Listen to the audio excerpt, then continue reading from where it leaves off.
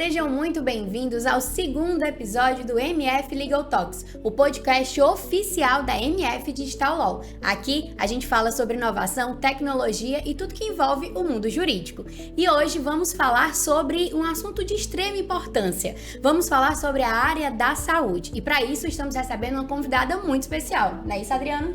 Exatamente, né? Quando a gente fala em crescimento, gestão estratégica, dentro do segmento de saúde, não podemos deixar de falar sobre a Apvida, né? E por isso nós temos a nossa convidada, a doutora Silvia Letícia, que vai estar aqui conosco compartilhando um pouco dos desafios dessa gestão. E, né, desde já vou eliminar, né, o doutora, porque já foi polêmica no episódio passado. Nesse então, a gente vai conseguir, eu acredito. Vamos conseguir. Seja muito bem-vinda. Obrigada por ter aceito o nosso convite. É um prazer receber você aqui com a gente. Muito obrigada. Agradeço demais o convite da MF como um todo. Um grande parceiro nosso aí. E é um prazer estar aqui e trocar sobre esse assunto que é tão importante e que a gente valoriza tanto. Silvia, a Apvida, a gente sabe que ela é uma grande empresa da área da saúde, está aí nacionalmente, né, conhecida por todo o Brasil. E quando a gente fala de uma grande empresa, principalmente na área da saúde, a gente sabe que existem diferentes acompanhamentos jurídicos que precisam ser feitos, né? E eu queria que você falasse um pouquinho pra gente, principalmente ali, focando na parte de Legal Operations, como que vocês fazem esse acompanhamento? Como vocês se posicionam, na verdade, dentro desse cenário? Bom, a Apvida é uma empresa, hoje é a maior do ramo na América Latina, então é uma empresa que está em crescimento, em constante crescimento. E aí é um desafio realmente jurídico se integrar na organização com dados consistentes, com padronização e que integre todas as áreas, porque hoje o jurídico participa não só como uma área reativa, ela participa como uma área realmente estratégica, parceiro ali do negócio e para que isso aconteça precisa estar com todas as informações unificadas, padronizadas, tudo certinho. E aí a área de Legal Operation entra para isso, para que dê esses insumos assertivos, para que o próprio jurídico, né, a área técnica ali que a gente chama, que a gente tem a área de Legal Operation e a área técnica, para que a própria área técnica possa, junto com as outras áreas, dar essa evolução, dar continuidade a essa evolução que a organização tanto tem nesses últimos anos. Perfeito. Eu já ia até mencionar, né, que é realmente uma empresa que é um orgulho para nós cearenses, né, mas nesse patamar de América Latina já é um orgulho para nós brasileiros em geral, aqui no Nordeste inclusive, né? E aí, dentro desse cenário, a gente sabe que é um desafio, uma empresa que já está nesse patamar e em constante crescimento, né? E a atuação do jurídico, e mais especificamente a respeito do Legal Ops, como é que vocês conseguem ajudar tanto a sustentar esse patamar, como também a continuar crescendo? Como é que é o papel do Legal Ops e do jurídico em geral dentro desse cenário? Bom, pelo tamanho da empresa, imagina-se a quantidade de processo dentro do contencioso. Nosso modelo, o modelo da organização é um modelo verticalizado, então nós temos tudo tratando dentro do próprio jurídico. A gente tem os escritórios parceiros, porém nós temos a atuação interna. Então a gestão desse contencioso ele tem que ser muito assertivo e o Legal Ops está exatamente para ajudar e para estabelecer essa assertividade para esses advogados. Então, nós estamos ali arregimentando todos esses dados, arregimentando todas as informações para que a área técnica possa passar para a área assistencial, por exemplo, que é a área fim da empresa, e unidos possam entregar os resultados da organização, né? Os indicadores macros, e eles unidos possam conectar para os objetivos fim, para o planejamento estratégico que a organização espera da gente. Então, o Legal Ops está diretamente vinculado com os advogados da área técnica para que entregue esse resultado que a empresa espera. É um trabalho em parceria, né? Com certeza, tem que estar realmente de mãos dadas, né, para que... De mãos dadas, literalmente. A coisa funcione e fique integrada. Ainda falando de Legal Operations, né, a gente sabe que ela ainda é uma vertente muito nova para muitos departamentos jurídicos, né? Inclusive, é muito bacana escutar que uma grande empresa da área da saúde tem esse olhar mais atencioso para isso e que vê a importância, né, desses dados, dessa visão mais amplificada. Queria saber para você como que foi liderar essa transformação, de levar, né, esses dados, levar essa mudança para dentro do setor e poder comandar e liderar toda essa mudança. Quando a gente fala acompanhar essa transformação, na verdade, a gente plantou uma semente lá atrás, né? Eu tenho quase 16 anos de empresa já, e só nessa área de controladoria, que antes nem tinha esse nome, não, a gente sabe que esse nome controladoria jurídica é mais recente, Legal Ops mais recente ainda. E então, tá virando Lopes, né? Agora, Lopes, cada vez mais reduzindo. Só que se a gente ficar falando só Lopes, vão pensar que é um sobrenome Lopes, né? É verdade. Aqui a gente reconhece, mas se a gente falar lá fora Lopes, não vão entender. Exatamente.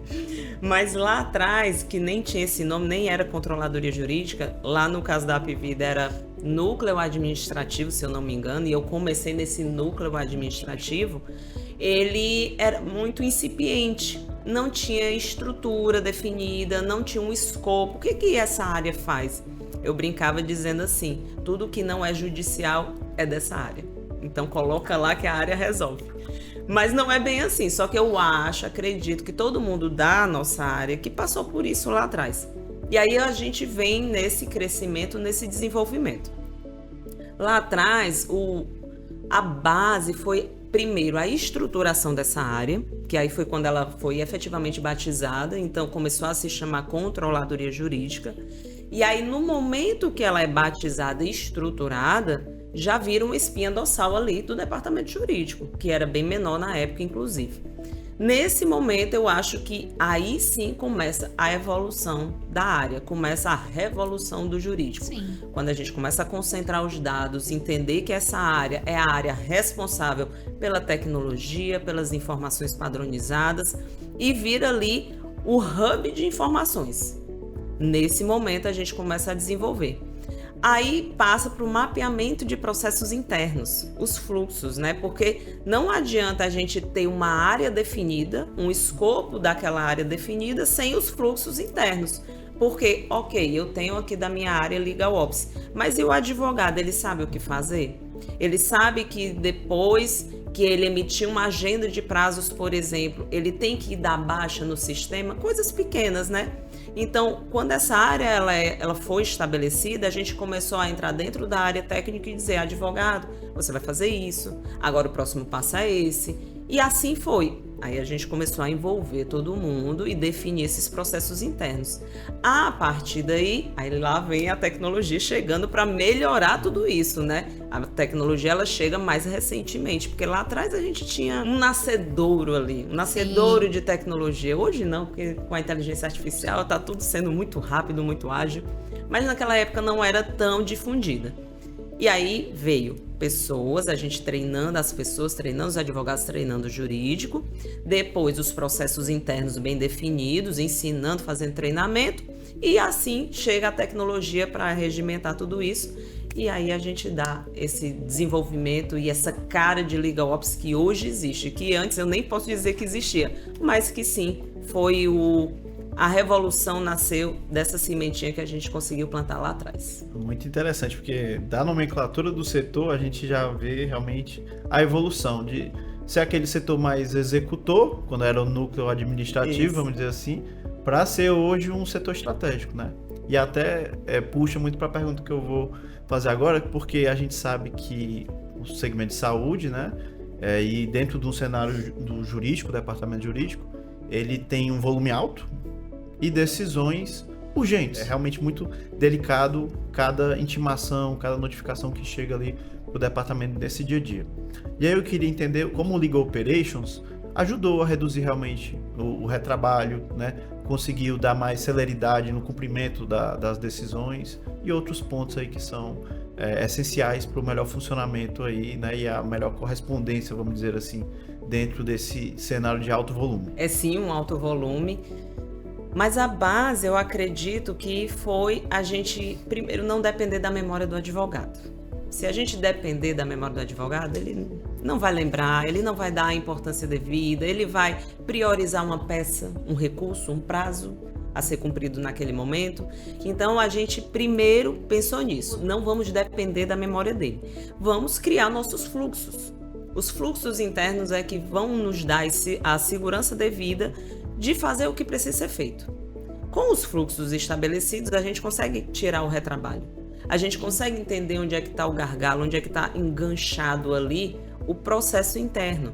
Nesse momento que a gente tem estabelecido o processo interno, o fluxo bem definido, a gente tira esse esquecimento e a gente não depende da memória dele. Não dependendo da memória dele, o sucesso não vai estar vinculado ao advogado, vai estar vinculado ao processo. Então, o advogado entrando ou saindo, porque é lógico, um jurídico robusto, ele vai ter um turnover ali razoável, Sim. porque é muito grande, vão entrar e sair profissionais, então eu não vou depender daquele profissional. Eu vou depender do meu processo. Se o processo estiver fluido, se estiver bem estabelecido, o sucesso do jurídico, ele não vai depender do profissional, vai depender do fluxo. É lógico que a empresa crescendo, a gente tem novos desafios, novos problemas, como toda organização, e a gente precisa ir revisitando esses fluxos, e aí a gente vai melhorando. Mas a gente tem parte dessa premissa que não vamos depender da memória do advogado. Vamos estabelecer os fluxos e depender daquele processo interno. À medida que a gente for precisando, a gente vai melhorando. Mas é o processo que vai estabelecer o bom resultado, o resultado positivo do que a gente busca. E Amanda, eu queria até pegar nesse gancho antes da sua pergunta para já entrar na próxima. Sim. Porque na MF Digital Law a gente tem a honra, né, de fazer parte da jornada, né, do processo dentro do departamento jurídico do Apvida, né? E eu queria entender o que é que vocês ganharam em termos de evolução, né, com esses dashboards, com essa consolidação de dados, né, e o que isso trouxe realmente de eficiência em termos de previsibilidade do departamento jurídico, né? Saber ter um provisionamento ali mais assertivo para evitar aquele contingenciamento, aquelas questões que a gente conhece e são realidade da maioria dos departamentos jurídicos do Brasil. É uma dor, é um calo, né? Mas a MF chega para ajudar todo mundo, para colaborar com a gente. Mas o maior ganho que a gente teve foi, sem dúvida, que vocês absolveram a nossa parte operacional, né? Nós do Legal Operation ali da nossa equipe, nós estávamos afogadas. E eu digo afogadas porque eu sou formada com a equipe feminina. Eu acho que eu só tenho 2 homens hoje na equipe de quase 30 pessoas. Então, quando eu digo nós estávamos afogadas, porque estávamos mesmo. E aí a MF chega para nos dar esse apoio, nos dar essa ajuda. Quando ele retira essa massa operacional que estava com a gente consegue pensar estrategicamente, a gente consegue entrar nos projetos necessários para a evolução do setor. Se a gente fica, e aí eu falo os advogados também, o jurídico como um todo, se a gente fica priorizando ou focando somente no operacional, não vai evoluir. Não vai trazer o que o jurídico precisa, não vai transformar e solucionar as dores que a gente está necessitando naquele momento. Então a MF chegou, levou esse operacional, esse grande operacional de massa e está nos dando essa condição de pensar e estruturar nos projetos até para o ano que vem, porque está chegando aqui, 2026, bateu na nossa porta. Sim. E a gente precisa evoluir e atender o planejamento estratégico. E se não fosse a MF nos apoiando, a gente provavelmente não ia seguir com a agilidade que a gente precisa seguir. Perfeito, perfeito. Realmente, como eu mencionei na pergunta, é uma honra participar dessa jornada, porque a gente vê a delicadeza e esse trato que vocês têm, né, esse cuidado que vocês têm com essas demandas e esse nível de exigência nos engrandece e nos faz também, de certa forma, aprender, né, a lidar melhor no dia a dia. Aprendemos juntos. Sem dúvida. Perfeito. Agora, mudando um pouquinho de assunto, né? A gente sabe que no setor da saúde a judicialização é um dos maiores desafios, né? E aí eu queria que você falasse um pouquinho pra gente como que a Apvida lida com essa avalanche de ações liminares e urgências que a gente sabe que aparece aí, não periodicamente, mas possivelmente diariamente, né? O volume é grande, né? Como eu já disse. Mas a gente tem que entender que a judicialização da saúde não é um problema da Apvida, é um problema de todas as empresas do ramo. É um assunto delicado, é um assunto urgente, então são muitas demandas que tratam vida, então a gente tem muita atenção a isso, a gente trata com todo o esmero do mundo, mas a gente tem que seguir a ANS, por exemplo, que é o nosso órgão regulador, então a gente tem muita atenção e a gente anda em comunhão, né, o jurídico com a área assistencial. Se não for assim, a gente vai explodir de demanda. Então a área assistencial, que é a área fim, que é a primeira área ali que recebe a demanda, ainda antes da judicialização, e o jurídico tenta atuar junto ali exatamente para evitar essa judicialização, mas se não conseguiu, chega o processo, então atuam as áreas juntas, a área assistencial, jurídica e as outras áreas da empresa que são envolvidas, mas tudo sendo tratado com muita atenção dentro das regras da ANS, que é o nosso órgão regulador, e que a gente não pode fugir disso, né? Com muita técnica, com muita atenção, com muita calma e muito esmero ali, porque, enfim, a gente está tratando vidas, né? Não é porque é jurídico que a gente não vai ter Sim. essa atenção. A gente tem a mesma atenção e eu gosto de dizer que, independente da área que você trabalhe dentro da empresa, você está salvando vidas. Então, nós, até lá do Legal Operation, temos que ter bastante atenção, porque até um cadastro pode influenciar. E não é o que a gente quer, entregar um processo, entregar uma demanda errada. A gente ali está com toda a atenção voltada para os resultados positivos. Sem dúvida, não é um problema do Apvida, né? Essa questão da judicialização. Hoje o Brasil é o país que mais Sim. judicializa no mundo e já deveria ter entrado numa tendência de diminuição, mas na verdade está numa crescente ainda maior, né? E aí, aos poucos, vem surgindo aí algumas soluções que vão tentar diminuir um pouco essa tendência, mas ainda assim muito difícil, né? Como o consumidor.gov, por exemplo, né? Mas, enfim, os desafios ainda estão nesse patamar e realmente é até um gancho para a minha próxima pergunta, que é entendendo, né? Você, com essa quantidade, né, de demandas diárias, vai notando os padrões de ações, vai sabendo o que é que está acontecendo mais, vai entendendo a causa raiz daquilo. E isso vai fazendo o setor de Legal Ops atuar internamente na comunicação com o SAC, né? Às vezes ali com o comercial e outras áreas em geral, né? E eu queria entender como é que foi realmente esse impacto na melhoria das outras áreas, né? Como foi essa comunicação com as outras áreas e a efetiva melhoria delas. A jurimetria, o que ela faz, né? Ela dá, principalmente para os massificados em geral, né? Contenciosos massificados.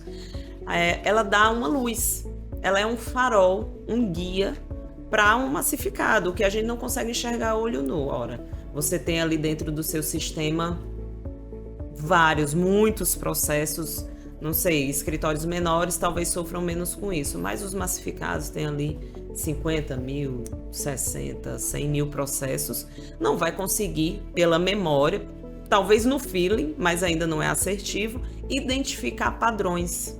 Então, a jurimetria ela vai chegando para nos dar essa luz, é um farol.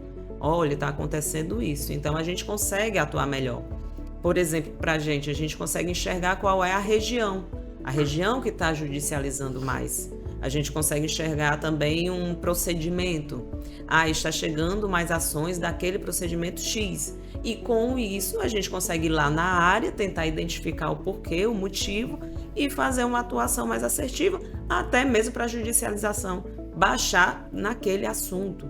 A gente consegue até mesmo, por exemplo, identificar advocacia predatória, né, que é muito importante e, de novo, não só a área da saúde, como os massificados sofrem com isso, e a gente só consegue identificar se for com a jurimetria ali aplicada.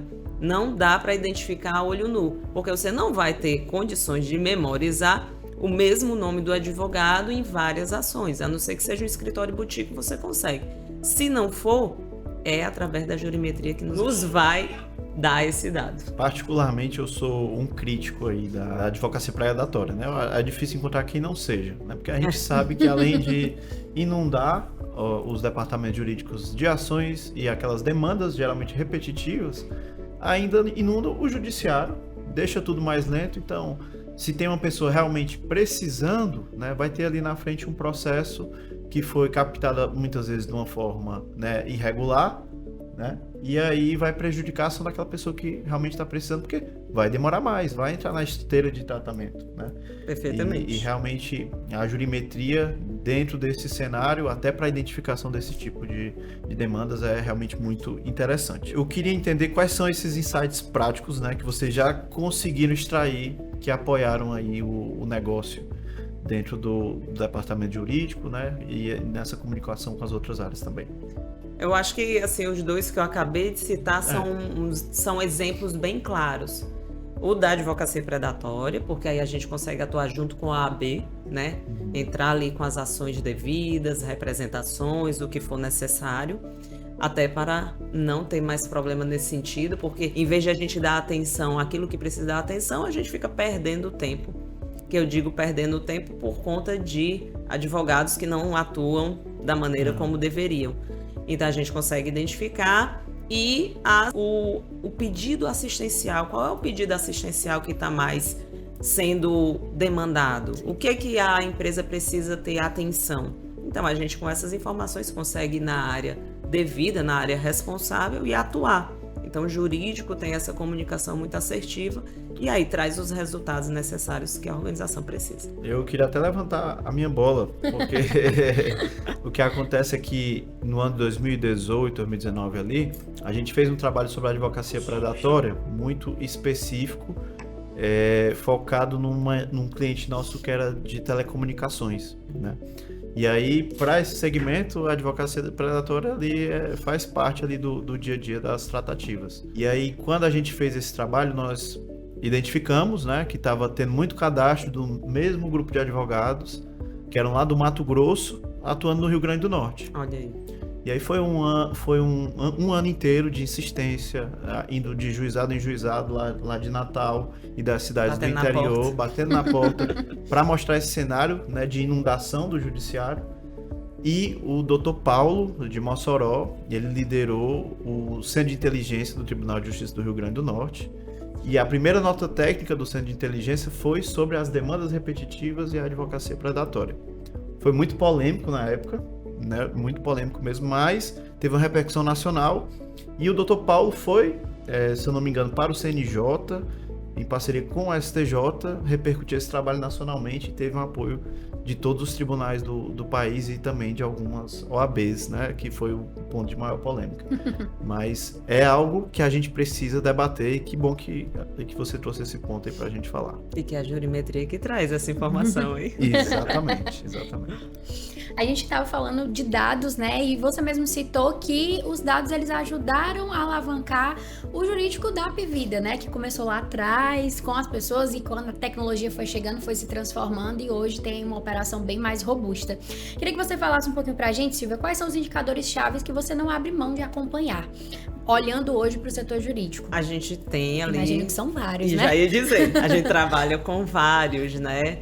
Porque dependendo do assunto ou do resultado, a gente tem indicadores específicos para aquele bloco de assuntos.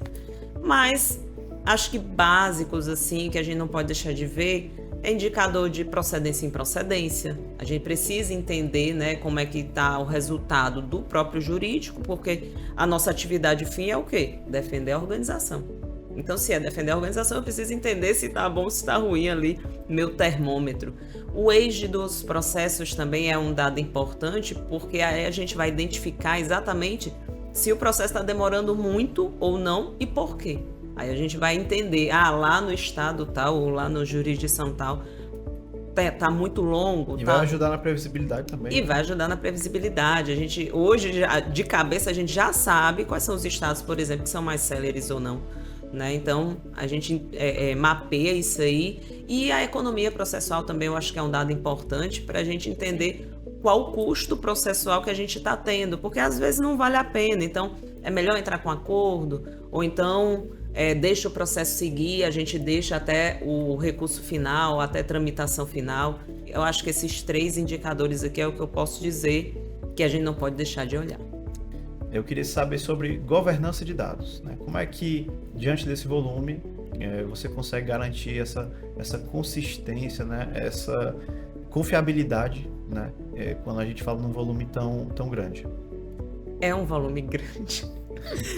A gente repete isso porque, de novo, sendo uma empresa a maior da América Latina, então... Não teria como ser diferente, Não tem como ser diferente. É uma comunhão aí de dados, né? Exatamente. E de dados muito expressivos. E aí, é um desafio para a área de Legal Ops, para organizar tudo isso.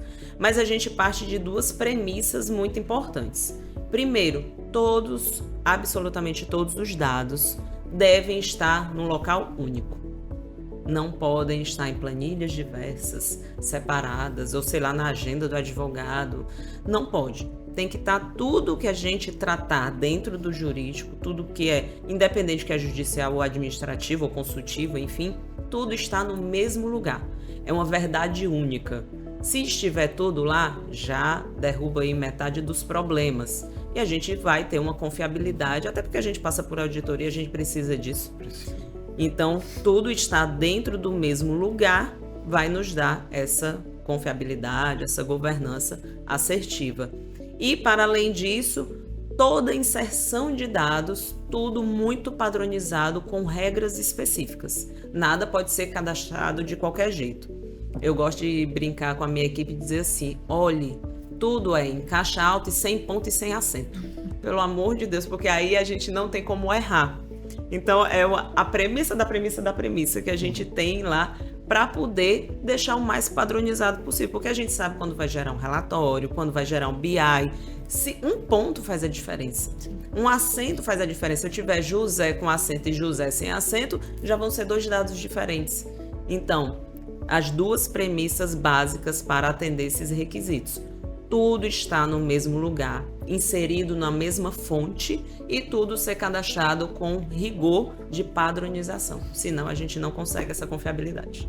A gente tem esse desafio dentro do universo jurídico em geral, né? Porque o judiciário vai ser diferente, vai ter sua peculiaridade em cada um dos 27, né, 26 estados e o Distrito Federal. Vai ter a variabilidade de justiça, né? Justiça Federal, Justiça Estadual, variabilidade de sistemas. Então, para ter esse trabalho, a gente precisa padronizar em casa, porque contar ainda com a justiça, né, iria atrasar tudo, não iria entregar o que a gente precisa passar para as diretorias e para esses reportes que você mencionou, né? Eu queria só complementar, Adriano, porque hoje a gente tem um problema, e eu acho que todo mundo que trabalha na área de gestão, um problema porque hoje a gente tem tecnologias que trazem os processos lá dos tribunais de justiça. Só que exatamente pela falta de padronização, quando chega é tudo diferente, né? O assunto é diferente, até o nome da natureza é diferente, e aí a gente tem o trabalho em casa. Em vez de ser padronizado lá desde o CNJ, não, aí a gente tem que ter esse trabalho, esse retrabalho, porque se já estivesse padronizado lá, quando a gente capturasse e chegasse dentro de casa, já estaria tudo ok. Mas não, a gente tem o retrabalho de fazer um outro filtro, mesmo com a tecnologia trazendo isso aí de forma rápida. Um exemplo muito simples que a gente fala sobre a ideia de padrão é porque, por exemplo, em um estado fala extravio de bagagem. Quando a gente fala em companhias aéreas, né? Que é um desse boom aí de ações. Em outro estado é perda de mala. Ou perda de bagagem. Olha aí, mesmo assunto. Exatamente, mesmo assunto. Que se a gente puxar... que muda, né? Exatamente, puxa um relatório, aí vão vir 10 colunas para a mesma situação. Aí tem que ter aquele trabalho de unificar para conseguir dar o número real, né? Então a gente tem que começar dentro de casa pro judiciário começar a se adequar a essa taxonomização, né? Exato, a taxonomia aí das nomenclaturas. Falando em números, quando a gente está falando de dados, de números, a gente sabe da sua importância e o quanto eles nos ajudam a mostrar o que realmente está sendo efetivo, como as coisas estão funcionando. E acredito eu que dentro da Apvida, né, no setor jurídico, isso venha ajudando a conversar com diferentes áreas até, né? Seja o administrativo, enfim, com outras áreas que conversam entre si e até mesmo com a diretoria, com quem precisa estar por dentro daqueles números. Como que vem sendo mostrar esses números, trabalhar, ter esses números ali como aliados, esses dados como aliados, para poder conversar melhor com as outras áreas e até mesmo tomar decisões mais estratégicas? Sem dúvida, são os números que nos respaldam para tratar com as outras áreas. A gente sabe que lá atrás, eu acho que é cultural, e inclusive independente de empresa, o jurídico era um setor de despesa. Era um setor que não agregava tanto, ou então só apagava incêndio, né? Quando chegava ali a ação, ia defender e ponto. Não passava disso. Mas eu acho que vem mudando exatamente através da tecnologia, da padronização dos dados, desses números, dos BIs que a gente traz. Então, o jurídico vem evoluindo e vem evoluindo para esse parceiro de negócio efetivo, né? Então, consegue tratar ali com a área assistencial, que é a área FIM, consegue tratar as ações trabalhistas com DP e RH, né? Com as áreas como um todo, para entregar os dados, para ver a fonte daquele problema, para que consigam ajudar e fazer planos de ações ali, as áreas em si, e atuar naquilo ali, porque na medida que diminui a judicialização daquele assunto que a gente entrega, então é efetivo para a organização como um todo. Então a gente não melhora a gente melhora os outros setores. Então se a gente não for esse parceiro de negócio, andar de mãos dadas com o resto da organização, a gente não vai ter esse resultado efetivo. Então a própria judicialização vai diminuindo na medida que o jurídico entrega esses dados, esses números consolidados. E a companhia ganha como um todo, né? Todo. E o jurídico passa dessa visão de apagar incêndios e entra ali como setor estratégico e que está ajudando, inclusive, no crescimento. Exatamente, perfeitamente. E falando em decisões e rumos, eu queria entender, Silvia, quais são os próximos passos dentro da sua visão de departamento jurídico, né, e Legal Ops. Qual é a fronteira que você quer atravessar em termos de inovação, de implementação dentro do time, para estar melhorando aí o seu dia a dia, né? E tornando vocês cada vez mais estratégicos, né, dentro dessa visão.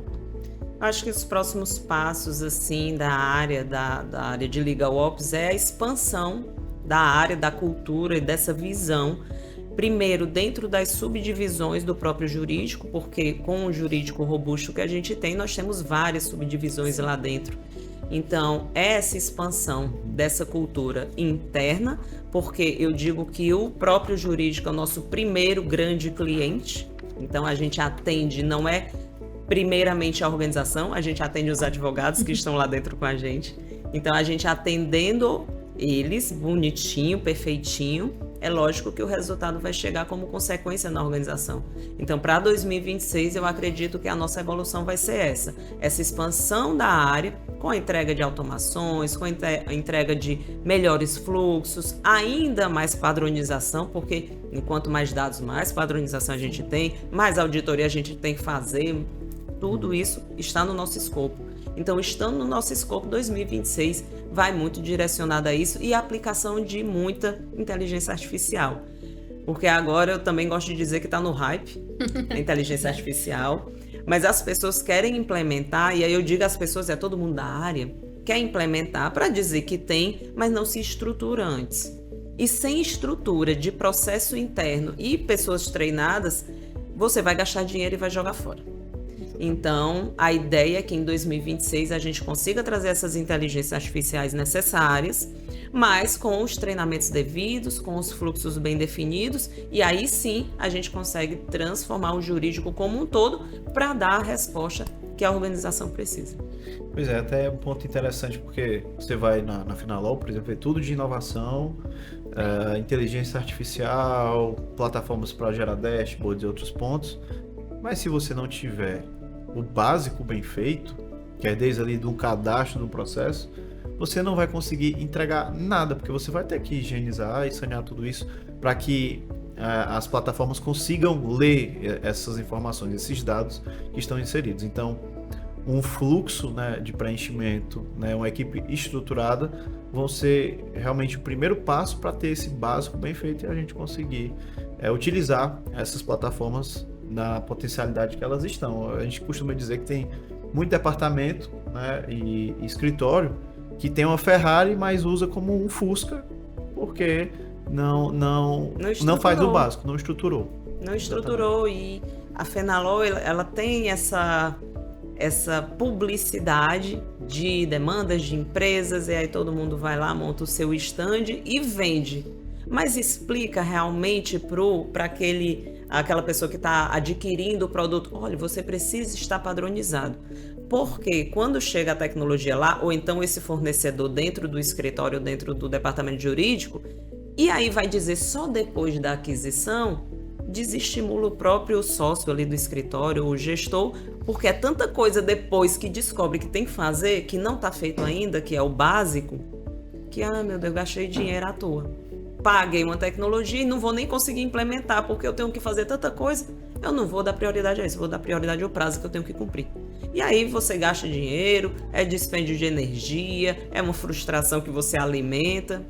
Então tem que prestar muita atenção antes de adquirir uma tecnologia dessa. Eu acho que isso casa muito bem com o que a gente vai falar agora, que era exatamente para quem está começando, né, a estruturar uma legal operation, seja de grande porte. Qual é o melhor caminho? Que dica você poderia dar? Assim, qual seria o caminho mais realista para quem está começando, né, a implementar isso somente agora? Dica de ouro, é hora de pegar o caderninho e anotar. Muito bem, muito bem.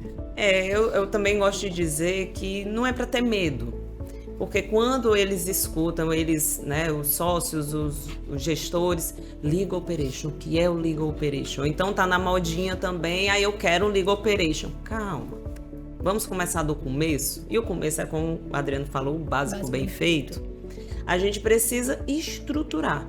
Como é que começa? O que é o Legal Operation? Vamos olhar os nossos processos internos.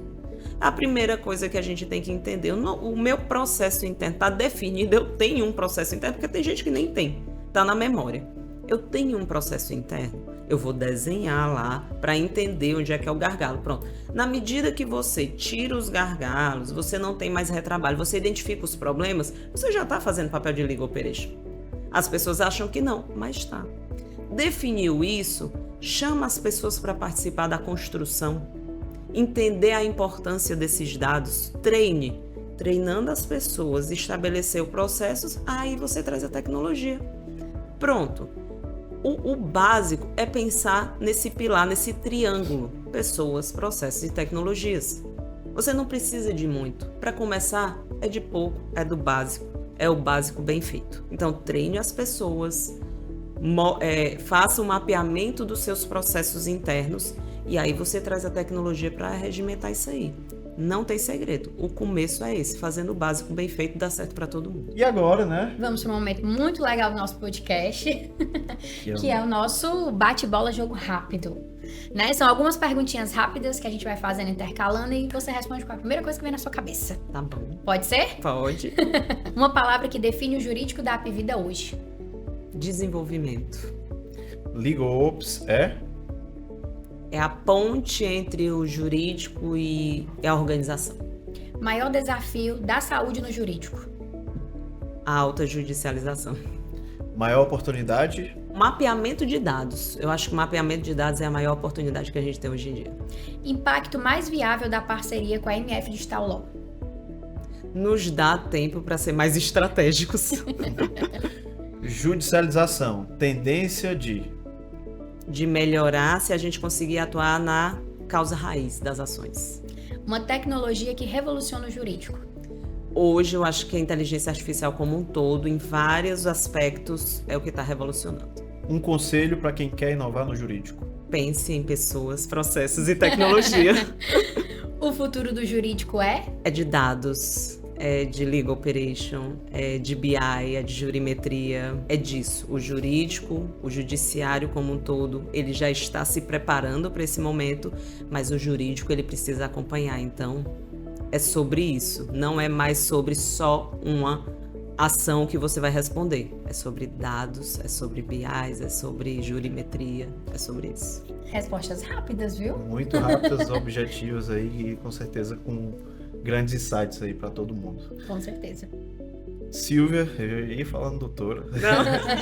Ele conseguiu, gente. Olha Finalizamos. aí. Estamos quase finalizando o podcast e não saiu doutora Durante. Olha Muito aí. bem. Exatamente. Eu queria agradecer essa oportunidade que você nos deu, né, e a todos os ouvintes aí de partilhar, né, de forma tão rica, tão preciosa realmente todos esses pontos que você nos trouxe aí, tenho certeza que agregou demais a todo o público, a todo mundo que nos acompanhou e dizer que o seu trabalho inspira, viu, muita gente, né, todo mundo que fala no seu nome, fala realmente de uma forma muito engrandecedora, de forma muito admirada, brilham os olhos quando falam do seu trabalho, da sua pessoa também, tá bom? Então, muito obrigado por ter partilhado aqui conosco hoje. Eu que agradeço demais o convite. É sempre uma grande satisfação a gente tratar sobre esse assunto, porque, enfim, é um assunto que eu estou lidando todos os dias há muitos anos. E agora a gente vê uma crescente muito grande, um desenvolvimento muito grande para a nossa área. E eu fico feliz com isso. E aqui é um bom exemplo dessa oportunidade de a gente poder debater, trazer os temas e dar acesso ao público como um todo, a quem está se formando, que não conhece a área, ou aos sócios mais antigos, sócios de escritório que também ainda não entende direito como é que está funcionando tudo isso. E aqui é uma grande oportunidade, então eu só tenho a agradecer o convite. Muito obrigado, porque foi muito rica aqui a nossa troca. Perfeito. Mais uma vez, só agradecer mesmo. Foi um bate-papo, acho que muito engrandecedor, né? Quem tá acompanhando, eu acho que saiu aí com várias dicas anotadas. E, mais do que nunca, ficou claro, né, que o jurídico, ele está cada vez mais de mãos dadas com os dados, com a tecnologia, e que o futuro é agora. E quanto antes a gente se conscientizar em relação a isso, a gente vai conseguir obter resultados melhores, independente da área de atuação. Então, muito obrigada pela sua participação. Espero encontrar mais vezes aqui no nosso podcast. Sim, estou à disposição. Muito obrigado. Agradeço mais uma vez para não perder mais uma oportunidade e dizer que esse foi mais um episódio do MF Legal Talks, um podcast da MF Digital Law, onde inovação e estratégia se encontram. E mais uma vez, queria agradecer a você que nos acompanhou e, é claro, lembrar que é para nos seguir nas nossas redes sociais, seja no Instagram, no LinkedIn, MF Digital Law. Lá você acompanha todas as novidades sobre os novos episódios e tudo que envolve o mundo jurídico e a tecnologia. Até o próximo episódio.